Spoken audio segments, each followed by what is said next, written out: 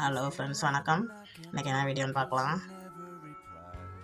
என்கிட்ட 2 இட்லி குக்கர் இருந்துச்சு. 2 இட்லி குக்கரும் வீணாக போயிடுச்சு. இந்த அடியில் இது மாதிரி இருக்கிற இந்த இதெல்லாம் உடஞ்சிருச்சு. இது உடஞ்சி போயிடுச்சு.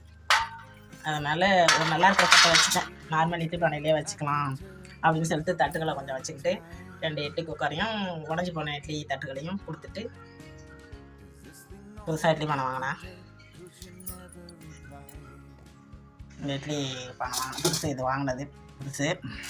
3 தட்டு இருக்குது. 21 இட்லி வருது. இதுக்கு முன்னாடி இந்த இட்லி பானை தான் இட்லி ஊற்றிக்கிட்டு இருந்தேன். இது பெருசு, அலுமினியம். சுத்தம் பண்ணுறதுக்கு, க்ளீன் பண்ணுறதுக்கு கொஞ்சம் கஷ்டமாக இருக்குது விளக்குறதுக்கு. அதனால் எவர்சிலர் வாங்கினா விளக்க ஈஸியாக இருக்கும்.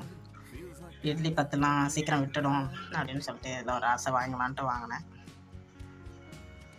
அந்த பெரிய பானை 24 வந்துச்சு இட்லி. இதில் 21 இட்லி வருது. அதான் இது வந்து 1200 சொன்னாங்க. ஒரு 100 குறைச்சிட்டு 1100 வாங்கிட்டு வந்திருக்கேன். அதை உங்கள்கிட்ட பகிர்ந்துக்கலாம்னு நினச்சேன். ஒரு வீடியோவாக எடுக்கலான்னு எடுத்து போடலான்னு நினச்சேன். நன்றி, வணக்கம்.